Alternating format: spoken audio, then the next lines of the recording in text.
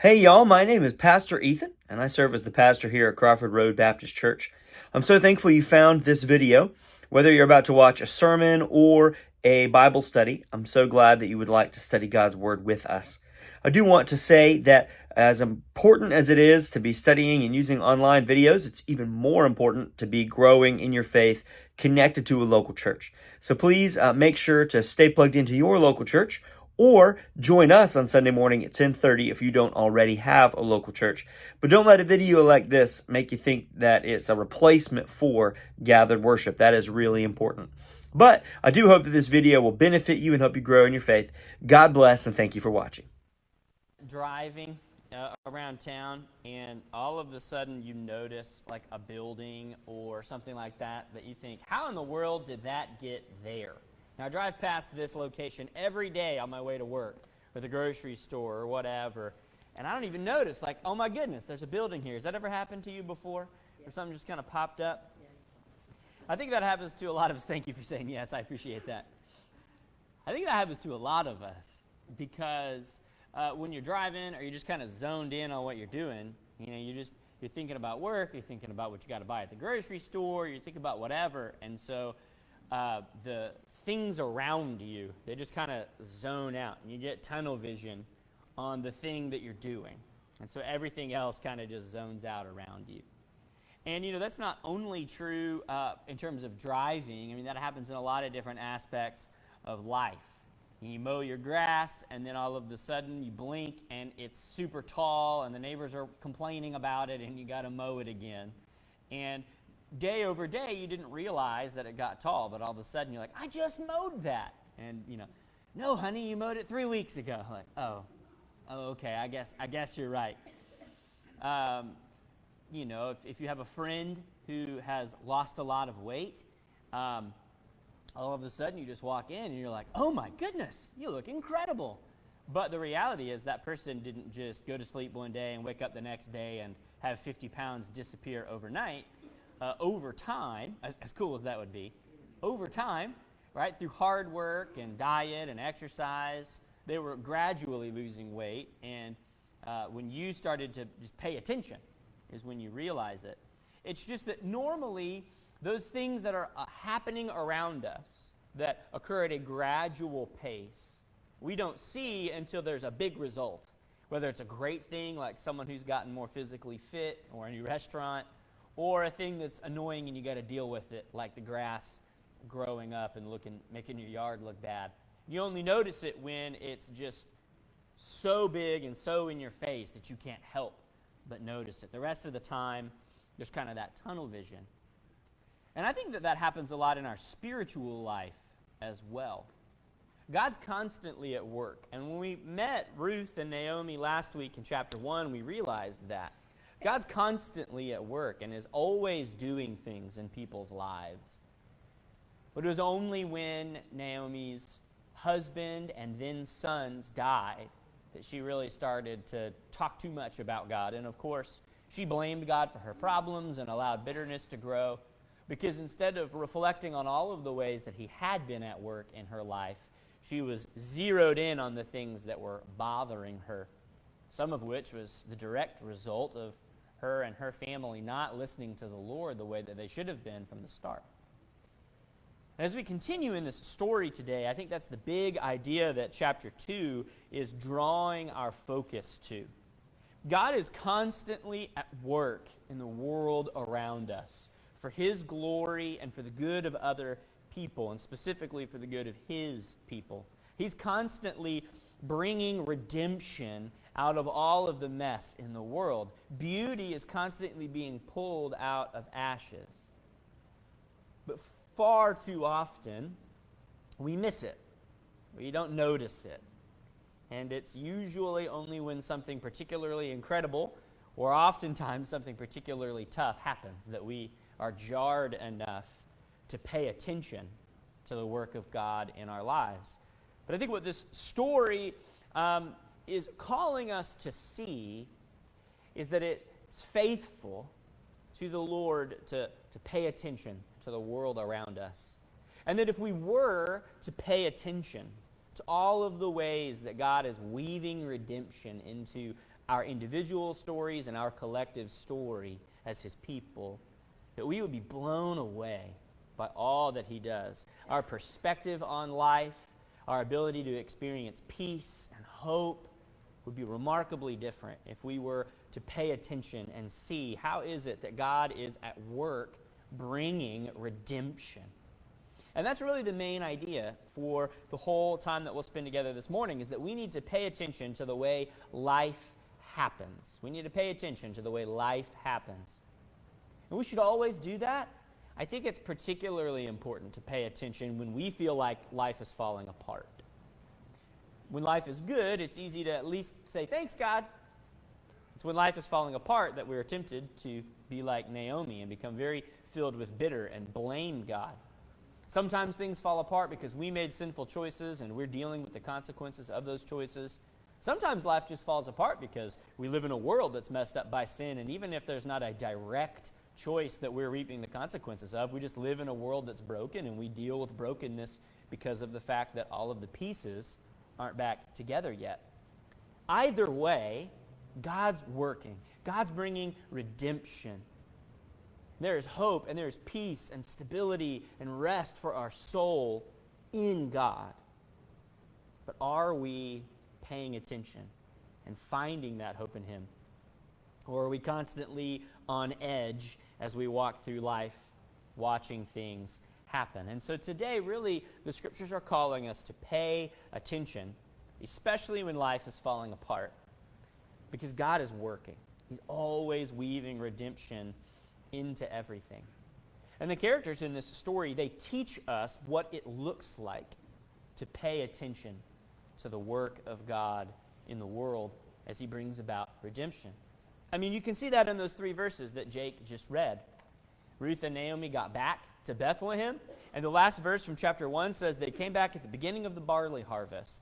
They didn't just come back at any time in the year, they came back at the time where food was being harvested. This is an agricultural society well before Walmart, Publix, and Piggly Wiggly, which means if you want to eat, you got to go plant stuff in the ground and pick it and then eat it. And that's technically still true. It's just that for most of us, we let other people do that work and we go get it at Walmart.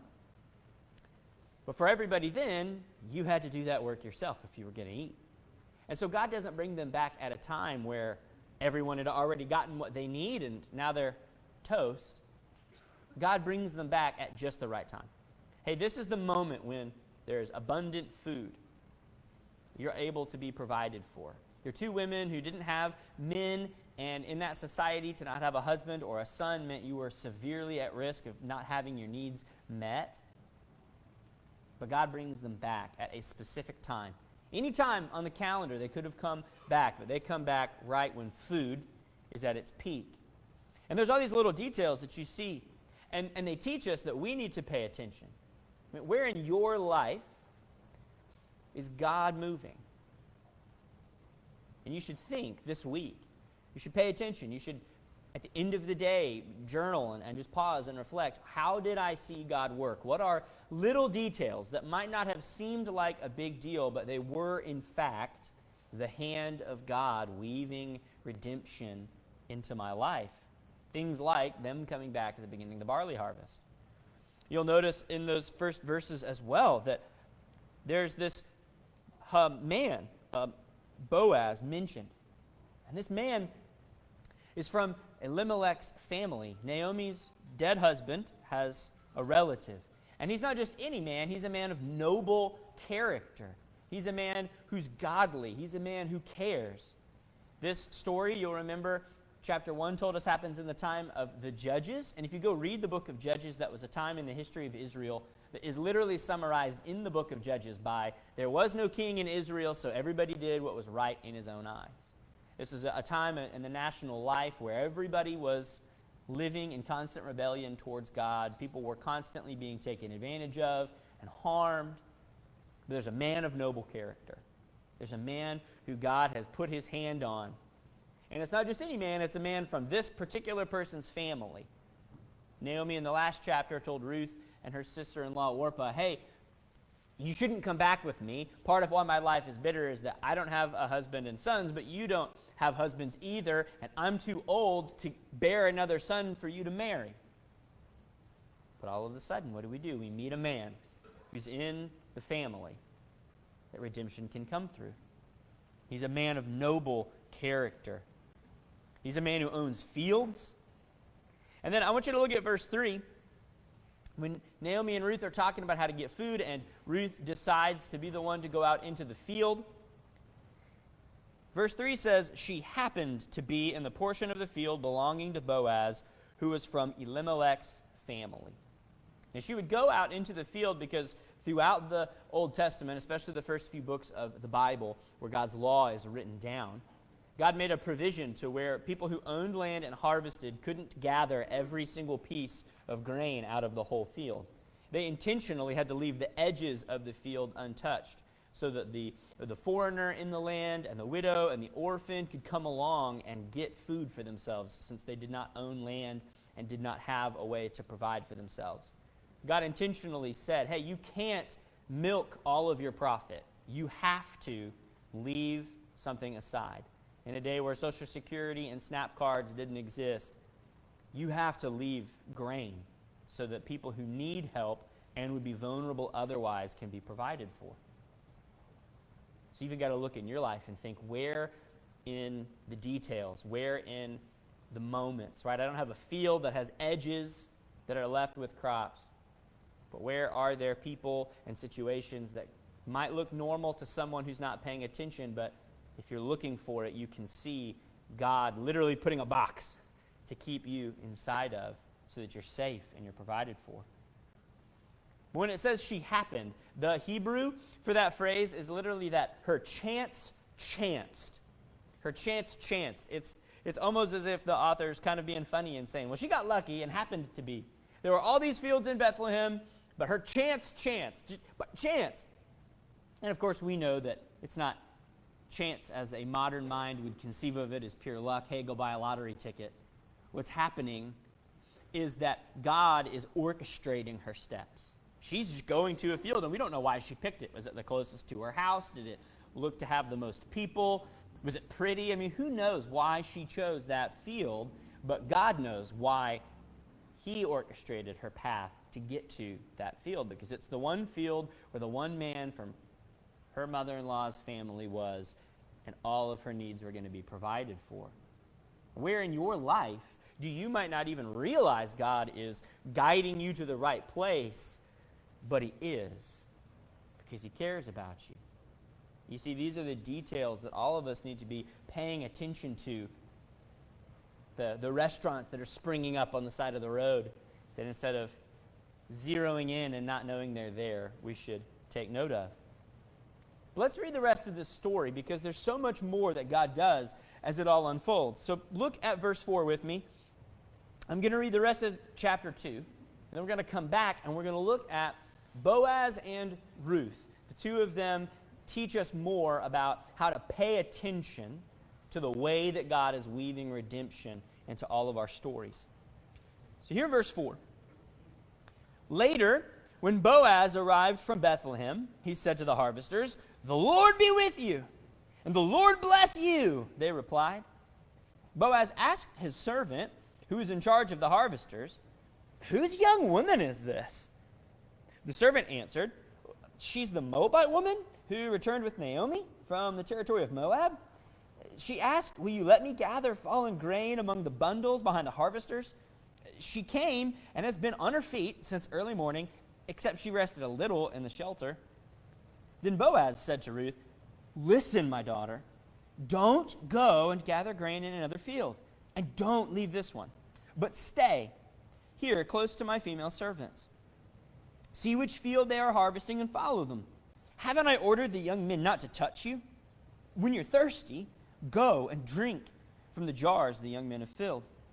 She fell face down, bowed to the ground, and said to him, Why have I found favor with you, so that you notice me, although I'm a foreigner?" Boaz answered her, "Everything you have done for your mother-in-law since your husband's death has been fully reported to me. How you left your father and mother and your native land, and how you came to a people you didn't previously know. May the Lord reward you for what you have done, and may you receive a full reward from the Lord God of Israel, under whose wings you have come for refuge." "My Lord," she said, "I have found favor with you, for you have comforted and encouraged your servant, although I am not like one of your female servants." At mealtime, Boaz told her, "Come up here and have some bread and dip it in the vinegar sauce." So she sat beside the harvesters, and he offered her roasted grain. She ate and was satisfied, and had some left over. Then when she got up to gather grain, Boaz ordered his young men, "Let her gather grain among the bundles, and don't humiliate her. Pull out some stalks from the bundles for her, and leave them for her to gather. Don't rebuke her." So Ruth gathered grain in the field until evening. She beat out what she had gathered, and it was about 26 quarts of barley. She picked up the grain and went into town, where her mother-in-law saw what she had gleaned. She brought out what she had left over from her meal and gave it to her. Her mother-in-law said to her, "Where did you gather barley today, and where did you work? May the Lord bless the man who noticed you." And Ruth told her mother-in-law, whom she had worked with, and said, "The name of the man I worked with today is Boaz." Then Naomi said to her daughter-in-law, "May the Lord bless him, because he has not abandoned his kindness to the living or the dead." Naomi continued, "The man is a close relative. He's one of our family redeemers." Then Ruth, the Moabitess, said, "Well, he also told me, 'Stay with my young men until they've finished all of my harvest.'" So Naomi said to her daughter-in-law Ruth, "My daughter, it is good for you to work with his female servants, so that nothing will happen to you in another field." Now Ruth stayed close to Boaz's female servants and gathered grain until the barley and the wheat harvest were finished, and she lived with her mother-in-law. So here's this incredible story unfolding. Initially, we see this kind of interaction in a day. Ultimately, we see that she's with Boaz for the whole barley harvest, which is probably 6 to 8 weeks worth of a time period.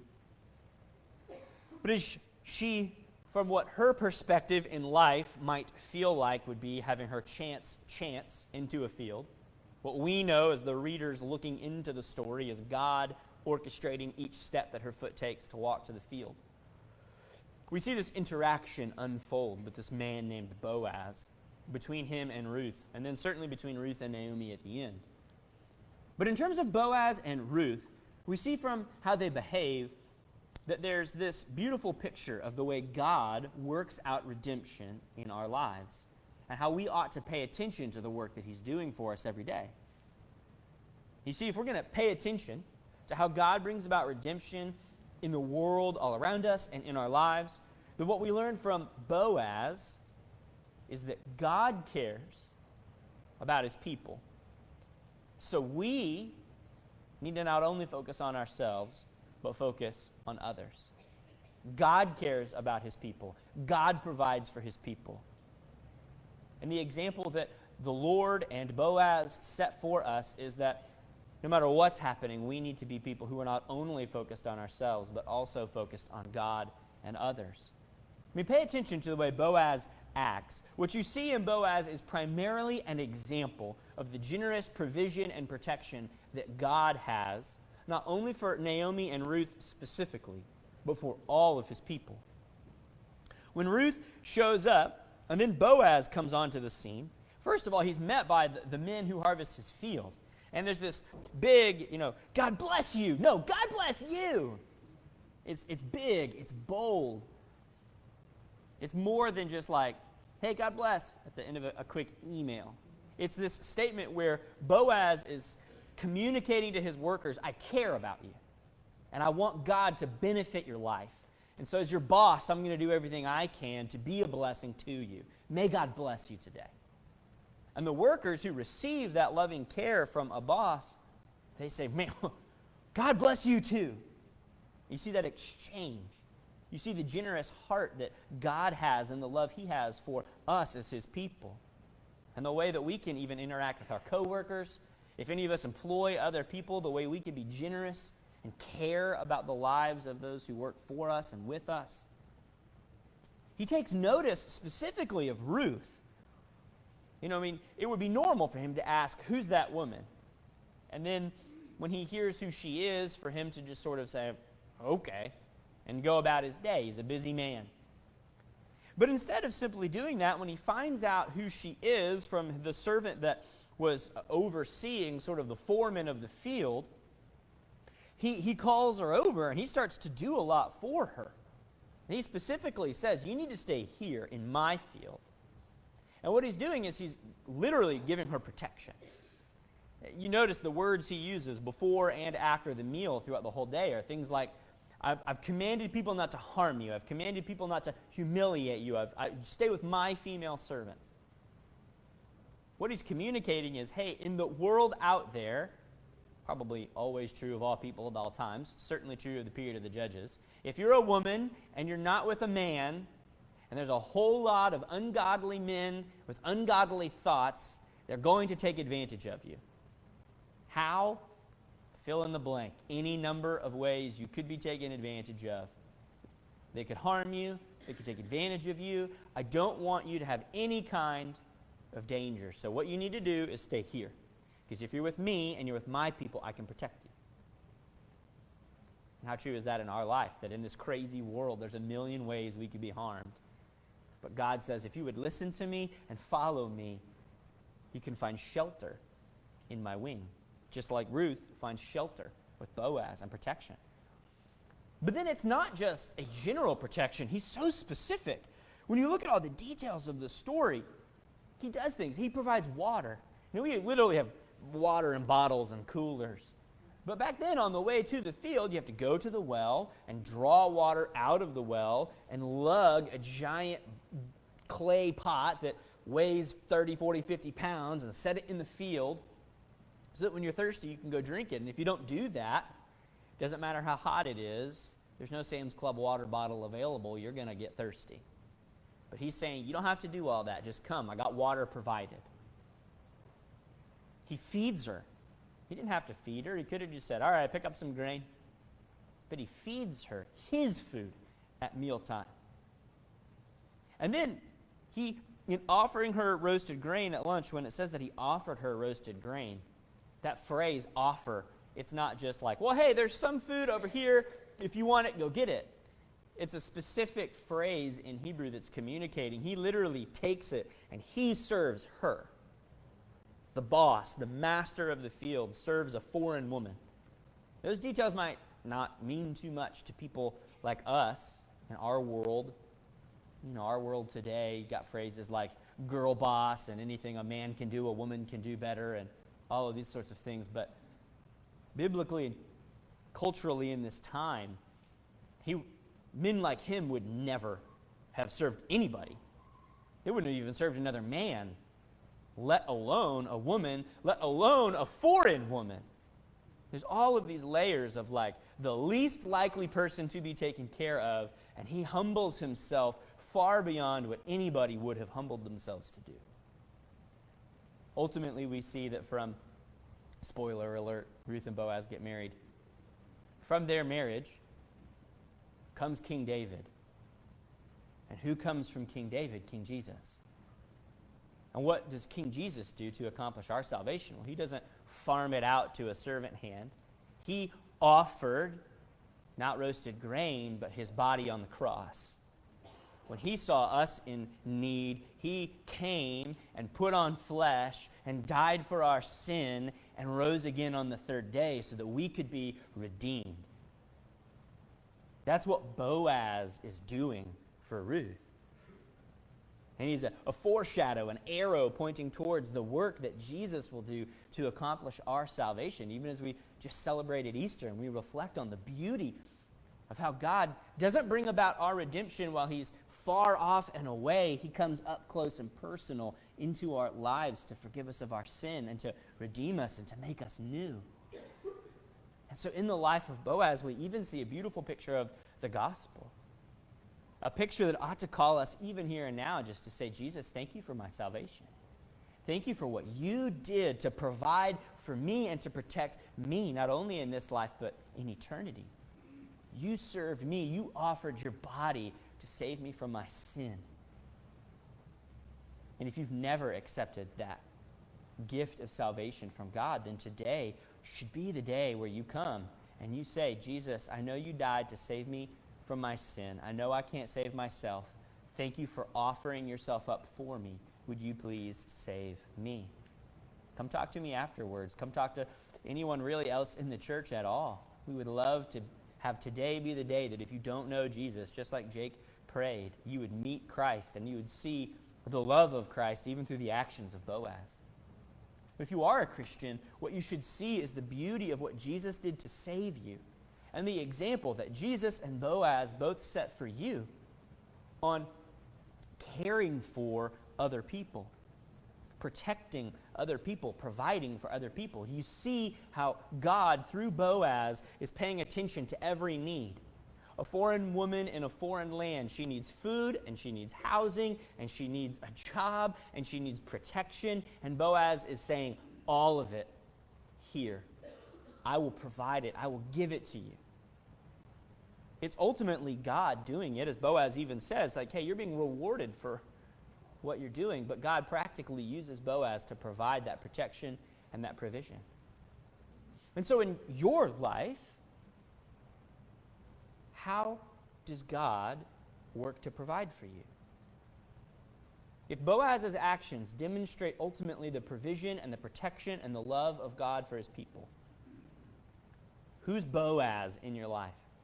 Meaning, who is the practical way that God is meeting your needs? Everything you have is a gift from the Lord. And so, where are those gifts and where are they coming from? Who is Boaz? And where can you thank God? You might just think, well, I woke up and I went to work and I did a thing and I came home. But there's so much more going on behind the scenes that Boaz and his interaction with Ruth demonstrates. And so you need to reflect in your life, God, what are the ways that you're working that might feel ordinary to me, but are extraordinary because it's your hand caring and providing and protecting and doing everything for me. But it's also something we see that Boaz is focused on God and on others. And as we live this out, I think it's important for us to remember Naomi got bitter because she was focused on all of the things that were happening to her, and she continued to turn inward. And the more she focused on what was bothering her and what hurt, the more she blamed God. The more she became bitter. But what Boaz teaches us is don't turn inward, turn upward. Don't turn inward, turn upward. Look at God. Turn to God. The more we navel gaze, the more we look at ourselves, the more we get bitter. The more we say, look, on a good day or a bad day, I need the provision that you have. Lord, where is it? The more you focus on God, even in the most crazy, life falling apart moments, the more that you'll see peace. So often you don't experience peace in your soul because instead of truly looking to the Lord, you're blaming him for not doing what you think he should be doing. All the meanwhile, he's providing a better answer, a better provision, a better protection. You're just too self-focused to see it. Take your eyes off yourself and look at God. But you got to look at Ruth too, because she sets a great example for us. Right? Paying attention to how God works redemption out in our lives, not just about looking at God and his provision and then focusing on other people. It's also about humbly joining God in the work he's doing. Humbly joining God in the work he's doing. And we talked about this in the Sunday school lesson with the way the widow poured that oil and engaged with her sons through what Elisha was doing in her life. You see, Ruth doesn't sit around twiddling her thumbs waiting for God to just do something. It's obvious from the way she's talking, the way Boaz is talking, that she trusts God to provide, but she wakes up and she says, all right, Naomi, what field should I go to? What work should I do? Now, God's going to provide, but how do I need to engage in this? I'm not too good for any job. How about I go pick up grain? It's humbling. It's awkward. It makes me feel like the social outcast. I kind of am, but I'm not too good for it. How can I engage in this work? She falls down at Boaz's feet and humbly thanks him, recognizing that he did not have to help her, but he did. She seeks the Lord, but her hard work is highlighted. The servant talking to Boaz said, man, she's been working all day. And she took like a little break, but it was almost like she caught her breath and then right back to it. She's been on her feet. And then the amount of wheat and barley that she beat out, she gathers all day, sun up to sundown, she's out there. And I mean, you don't have a big combine. She's out there with her hands picking up barley. She didn't own a lot of tools. She's picking up barley, putting it in a sack on her back. At the end of the day, taking the wheat and beating it out so that the eatable part is separated out from the inedible part. And so she could put it on her back and lug it home. Her total haul of grain was 26 quarts, which is like 6 gallons. And according to 1 Samuel 17, that's enough to feed 50 people. I mean, the amount of grain it's not like she okay, hey, I have just a little bit, we're good. She got enough to feed 50 people. And that's just one day. She works for the whole season. She's engaged in the work. She says, God, you've provided, but you called me to participate in what's going on, and I'm here for it. And her actions and her work, her humble joining in of the work that God is doing, man, it demonstrates for us, how can we respond to the things going on in our life? Do we get bitter like Naomi did, especially when things fall apart? I mean, when things are going good, it's easy to, thanks God, and then really feel great about ourselves. We should be humble then too. But certainly when things are falling apart, it's easy to be bitter. Or are we praising God? All right, Lord, I'm breathing. I might not be doing the work I want to do, but I can do something. So thank you for that. How are you providing? Because look, you see, it's not like, oh, Ruth earned God's favor. No, she goes out into this field and Boaz shows her the kind of lavish generosity that no one could earn. But she participated in what God was doing. And what she's doing is setting the example for us that God didn't save you to sit on the sidelines. God didn't save you to sit on your bum. If that were true, you would have been teleported to heaven. You're here and you're breathing, which means God has work for you to do. Not to earn his favor, you can't. He gave that to you because he loves you. Not to earn your salvation, you can't. Jesus earned it for you. But as a way of engaging in the work, God often calls us to work. And so in your life, especially when things are falling apart and it seems like it's going crazy, what opportunities is God giving you? He loves you so much that he's giving you opportunities. And he's saying, look, this is a better opportunity than you understand right now. It might not make sense. It might even feel humiliating. But if you just follow and you walk this path I'm laying out for you, things are going to flourish in a way you could never understand. So in your life, where are the opportunities that you have to count your blessings and then to engage in the work that God has called you to do? Engage in the way God's providing. One illustration that we've all heard before, but it fits perfectly right here, is that moment where you're staring a bill in the face and you don't know how you're going to pay for it, and your boss comes in and says, hey, I need some people to work overtime. You know, and you're like, well, I would have preferred a $1 million check in the mail, but I guess I can work Saturday too.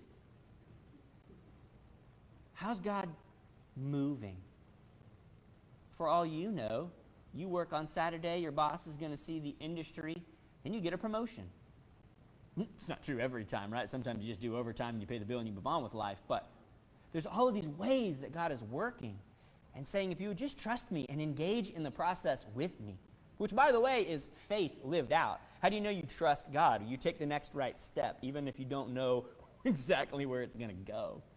Because you trust that there's a bigger picture at play that he knows, because his character is one you can always bank on. You thought Boaz's character was noble. Meet Jesus. There's one more thing that I think is beautiful about the way God brings this redemption. And I think it's really applies great for today being Senior Adult Sunday. You got to love how God works things out. I didn't plan Ruth 2 specifically for Senior Adult Sunday, but God, speaking of ordering things, just knew how things needed to be. Because when Ruth comes home, she comes home to Naomi. Now, we learned in chapter 1 that Naomi, we don't know how old she was, but she said of herself, if I got married, I can't have a kid. So she's at least beyond childbearing years. Ruth had been married for a decade to her son, so she wasn't like a small kid. She was a grown woman. But obviously, she was able to be married, and she has a kid by the end of the book. And what we get is this beautiful picture of an older generation and a younger generation working together to obey God and see God expand the kingdom through that teamwork. To obey God and to see the kingdom expand through that teamwork. Ruth, the younger person, using her industry, using her hard work, using her strong back, is doing some work. And Naomi, you see, at the beginning and at the end of the chapter, it's bookended by Naomi guiding Ruth. Yeah, this